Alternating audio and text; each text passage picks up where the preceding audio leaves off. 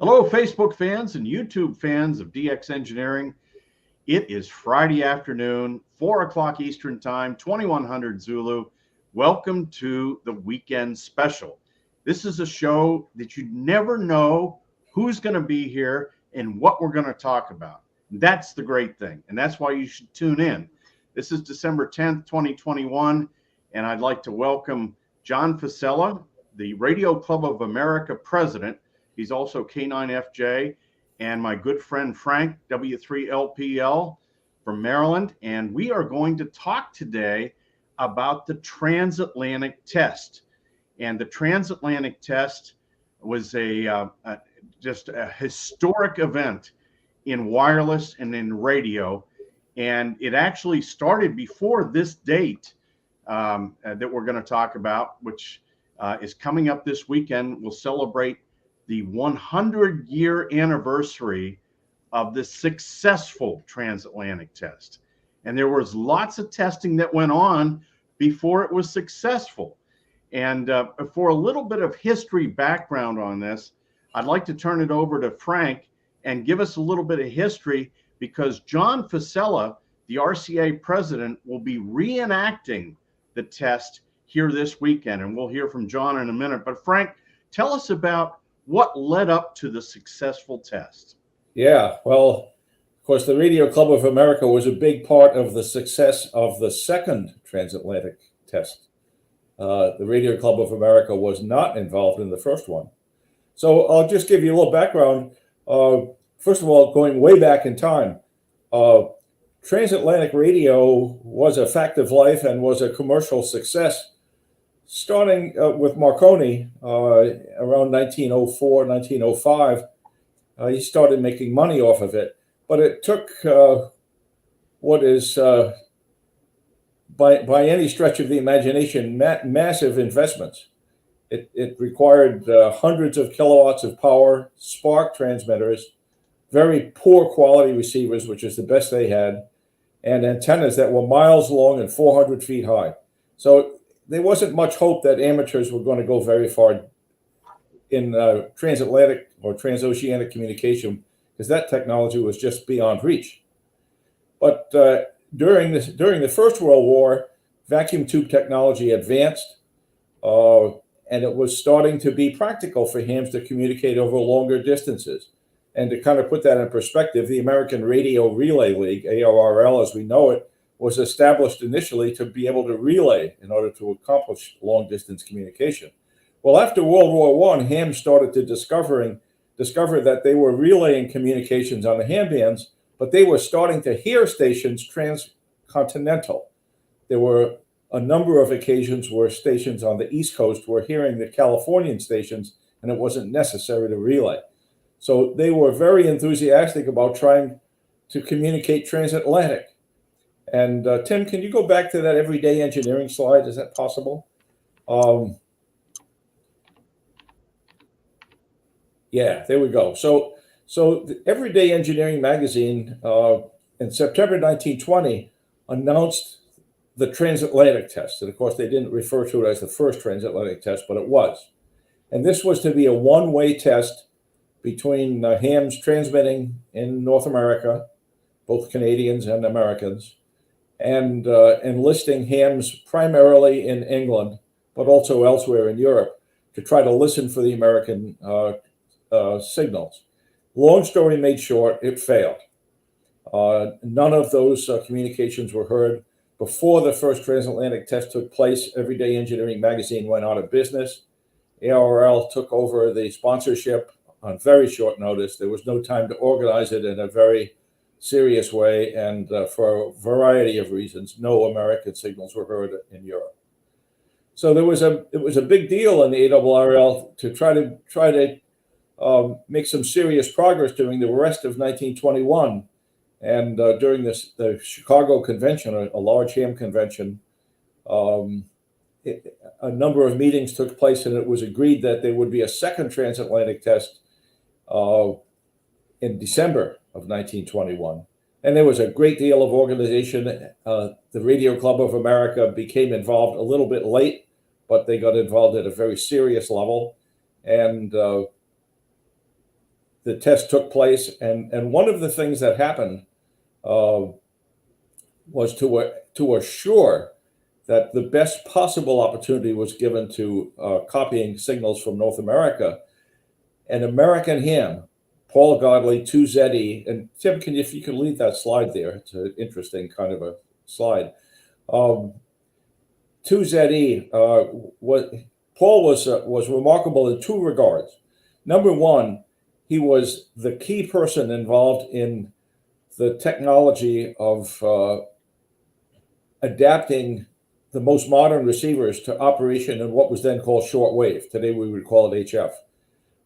Most of the manufacturers at that time didn't believe that the spectrum at wavelengths shorter than 200 meters, 1500 kilohertz, they didn't believe those short waves were useful. So there wasn't much effort going into developing receivers capable of operating there.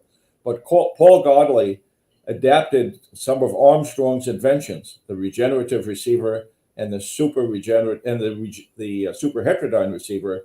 He successfully adapted both of those to operate at higher frequencies, higher in frequency than 1500 kilohertz.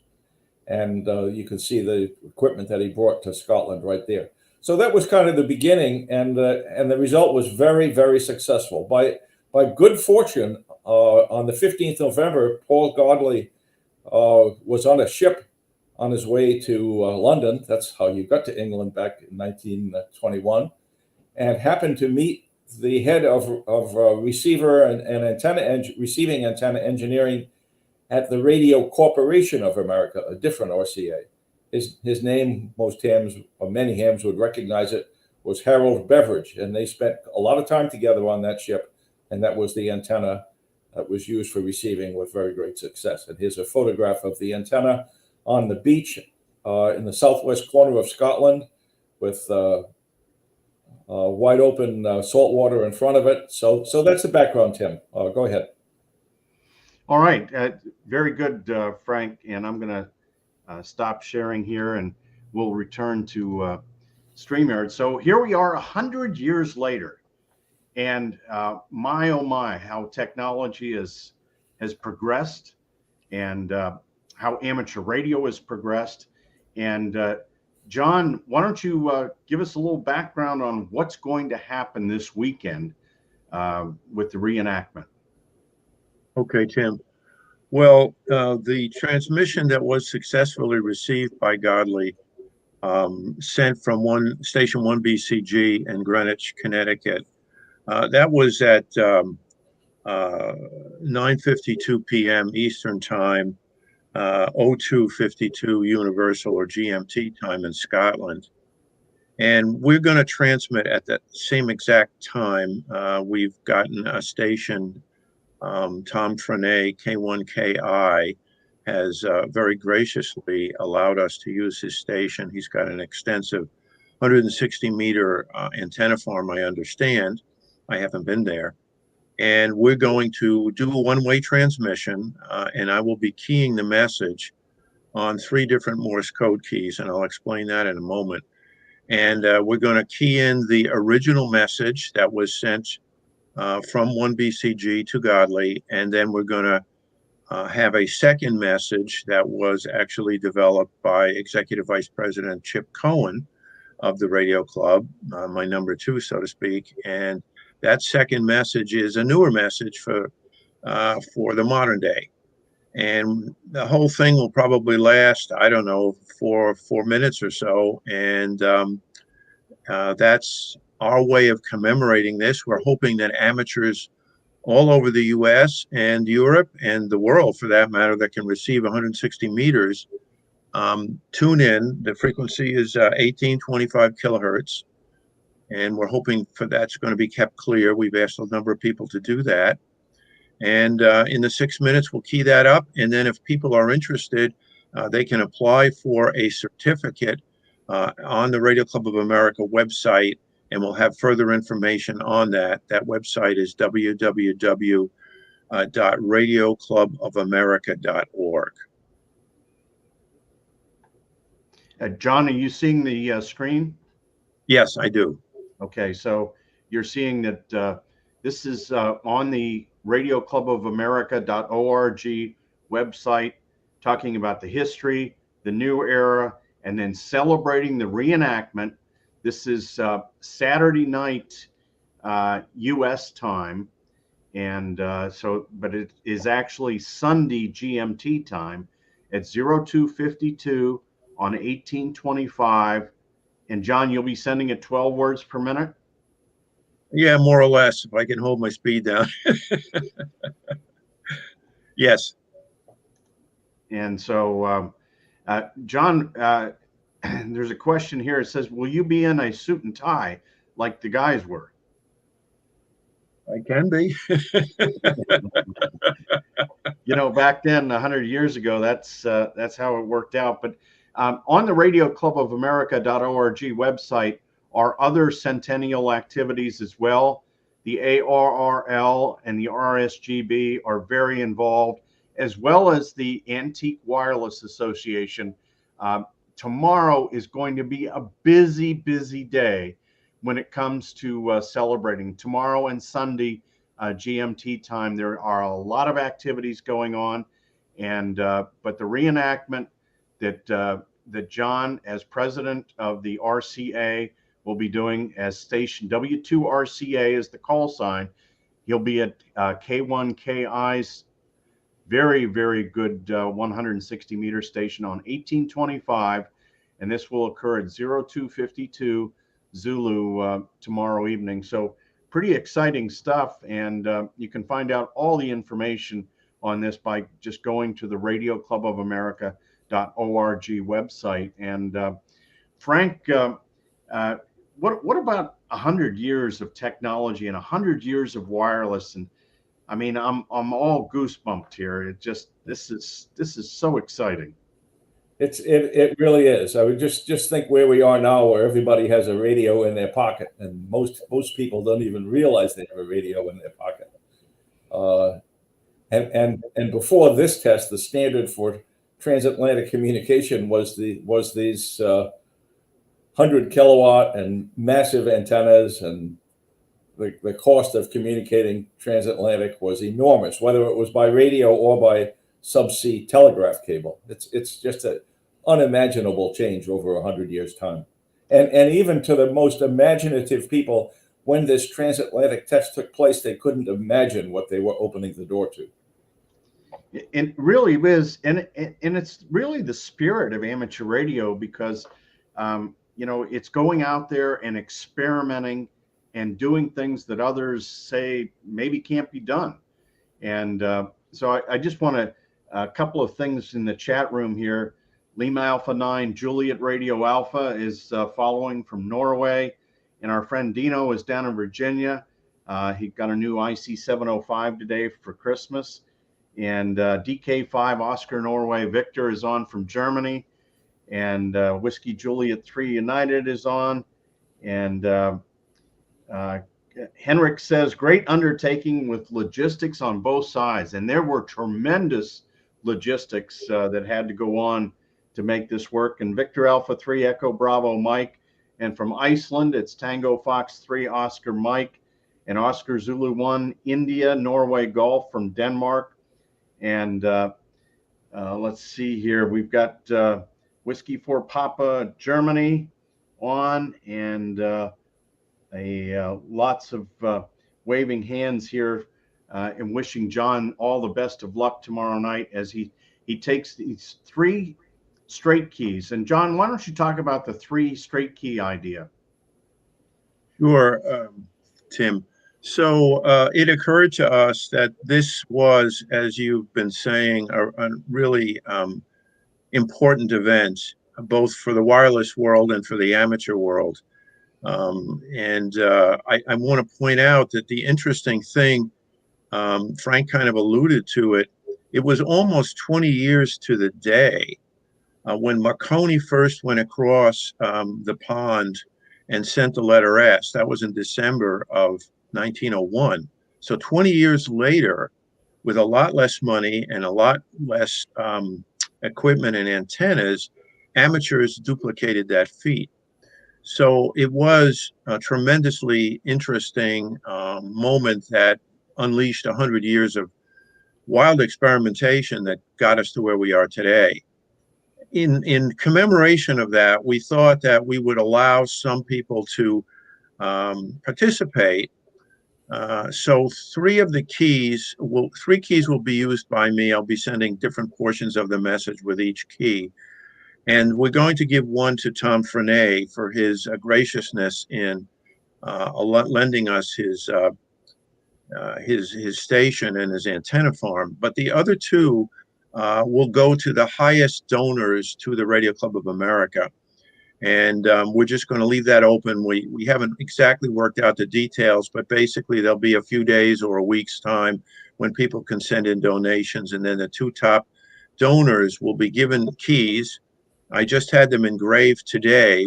They have numbers, and there will be a certificate of authenticity signed by Tom, Chip, and myself, attesting to the fact that that particular key, RCA1 or RCA2, was in fact used for this historic recreation.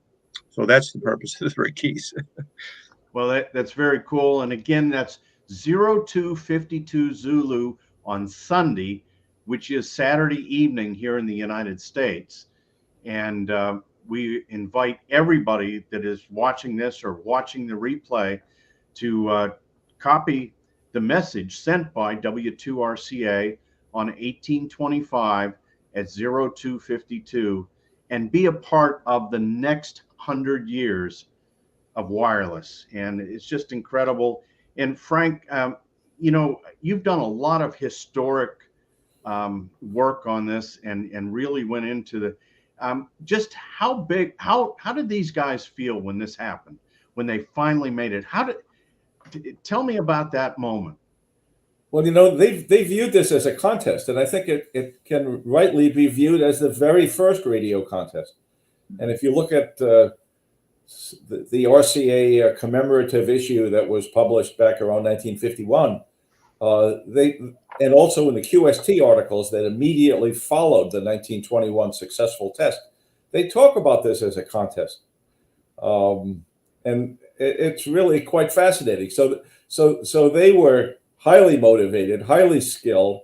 They ran into problems when they built this kilowatt CW transmitter at the site in that garden shed is really what it was, with high voltages on a breadboard, and they had to overcome problems of trying to figure out how to neutralize this transmitter in what they then called the shortwave part of the spectrum. They ran into a lot of trouble the first night with self-oscillation. They had to overcome that. They had to overcome extremely frigid weather during the night, but far worse than that, Godley on the coast of Scotland there during the very early morning hours, 2, 3, 4, 5 a.m., had absolutely frigid weather, and he was not in a garden shed, he was in a tent. So they had a lot to overcome. And it was not an easy road ahead either. You might think, well, so this transatlantic test took place, so it opened the doors wide open and ham started communicating two-way. Well, it didn't work that way. It took a while. The next transatlantic test was 1 year later, and it was still one way. Why was that? Well, the regulatory problems in Europe severely restricted the capabilities of ham stations in Europe. So in 1 year's time, those regulatory issues had not been overcome. So another year later, many, many more North American signals were heard, far more, but it was one way. But then the next year was the real breakthrough when the regulatory changes started happening. And by November 1923, there was the historic two-way communication between Connecticut and France. And that is also recounted in this month's QST. So it took a while, but the progress was steady. The hams did not give up. And I'll mention one other thing, and that is a significant player in assisting hams was Marconi. So, Tim, you mentioned how 20 years before Marconi had been successful in receiving that S. But Marconi made a mistake. when he did that, and that is he had no witnesses. So it was strictly his word, and it's controversial to this day as to whether he actually did hear that S, because no one else was there to witness it. So Marconi recognized the commercial significance if the hams were successful in this transatlantic test, and he offered Godley all the logistics he needed in order to set up the station and then to transfer the whole operation to Scotland. And also offered one of RCA's operators in Scotland to serve as a witness operator. Notice he learned from his mistake in 1901. And that witness operator not only witnessed the entire event during the transatlantic reception in Scotland, but also was an active participant. So it was a long road ahead from receiving the S in 1901 to the world we enjoy today with seemingly a seamless worldwide wireless, but it was steady progress. And it's incredible the champions of this, Frank. When you think about Paul Godley, you think about Major Armstrong and his designs, his equipment, the latest and greatest, and then Harold Beveridge. Here we are 100 years later, still using the Beveridge antenna. Yeah, and the hams didn't really start using the Beveridge antenna until the 1950s. It took a long time. What happened with ham radio is kind of interesting also. This was a twisting road. So the second transatlantic test, the second one, took place at, let's say, roughly 1,500 kilohertz. But the progress to higher and higher frequencies was pretty steady. And by the time 1923 came along, that successful two-way transmission was at 3 megahertz. And then within a year later, the hams were discovering, my God, if I went up to 14 megahertz, I can communicate during the day transatlantic. So it was kind of a winding road. So what happened in 1923, and then a little bit later when the 20-meter band was discovered, is the entire focus of ham radio shifted away from these lower frequencies. And the hams migrated 100% to what they then called shortwave bands. We call it HF today. And it wasn't until after World War I when the hams started getting back to 160 meters and dealing with those challenges. And then the use of the Beveridge antenna again. It had fallen into disuse among the ham community, but certainly was very widely used in the professional side. Right. And of course, in the early 20s, here comes AM broadcasting too. And, that the whole spirit of wireless, and you think about what we have witnessed in our lifetimes and what has happened in the last 100 years. Frank, what about the next 100 years? Oh boy.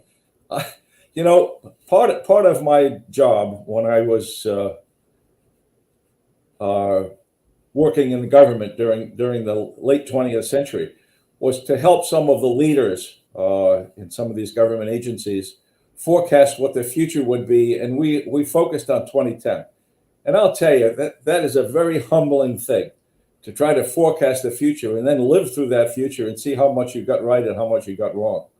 And I was pretty aggressive in trying to lay out for some of the military leaders what the world of communications might be in the year 2010, but I wasn't anywhere near aggressive enough, because no one foresaw, well, I shouldn't say no one, but no one with any credibility and an audience willing to listen to them foresaw what would happen in the world of wireless, cellular.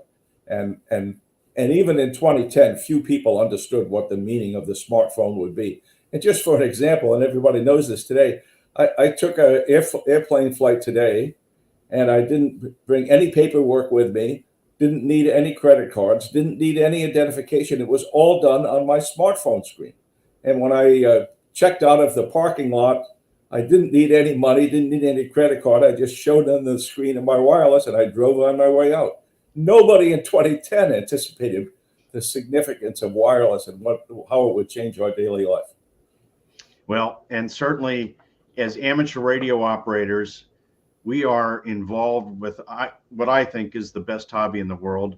We get to meet great people, experiment with technology, and try to motivate others to join us in inventing the next generation of wireless, and whether it's fun for amateur radio or products that are commercialized. And John, I want to wish you all the best. Tomorrow is a big day for you. It's a big day for all of us, celebrating 100 years of the successful transatlantic test. And we will, we will attempt to record the event so that we can also have it available for others to listen to. And John, I don't know how you're going to sleep tonight. The best thing is to sleep well. I have two quick comments, Tim. One of the other things that happened around this time was there was a transition from Spark to pure sine wave CW, and that was a significant thing because spark gap transmitters are a damped wave, so the initial burst of energy very quickly decays, whereas with CW you have a continuously running oscillator that's amplified. And so some of the stations were using Spark at the time. Frank will know this, of course, but a lot of them had switched to CW. And it seems like the CW stations were received better than the Spark stations were. The other thing that's of note is that not only 1BCG was received, but a whole bunch of other amateurs, and they were featured on the February 1921 QST cover, were heard in Europe, both by Godley and others in Holland and Germany and France and so forth. And that was exciting. And some of them were using very modest equipment. I'm very proud of the fact that my great uncle was one of those amateurs, 2FD, and he was transmitting from New York City. And I know he didn't have 900 watts. When I looked him up in the call book at that time, it was variously listed as 30 watts or 100 watts. And I'm sure he had an extremely poor antenna because he was in a 4-story building. So the point really is that although 1BCG got across, so did a lot of other hams with more modest equipment. And that's a significant event. And as Frank said, it continued to become interesting for people to try in the next 2 years to cross the Atlantic. So that's where we were and where we are today. On that note, Frank, any last comments before we shut her down and get ready for 160 meters tomorrow? Well, I think that's the real theme now is let's get ready for the weekend. It should be fascinating. Yep, we've got the ARRL 10-meter contest going on this weekend and lots of reenactment activities by the Radio Club of America, by ARRL, by the RSGB, and the Antique Wireless Association, and hundreds of other amateur radio operators around the world. So let's get on, celebrate, copy the message that K9FJ will send from W2RCA tomorrow night. And as always, get on the air and have some fun. So Frank, I'd like to thank you for coming on and all your work on the history of the transatlantic test. And we wish the best of luck to John as he keys W2RCA tomorrow night on 160 meters. John, be thankful that you're not going to be in that freezing little garden shed like they were 100 years ago. No, I think Tom has a heated QTH. That'll be great. Thanks, guys, for coming on, and thanks to all of you for watching. And 73 from DX Engineering. We'll see you next week on Tuesday for Tuesdays with Tim and Jeff. Until then, 73.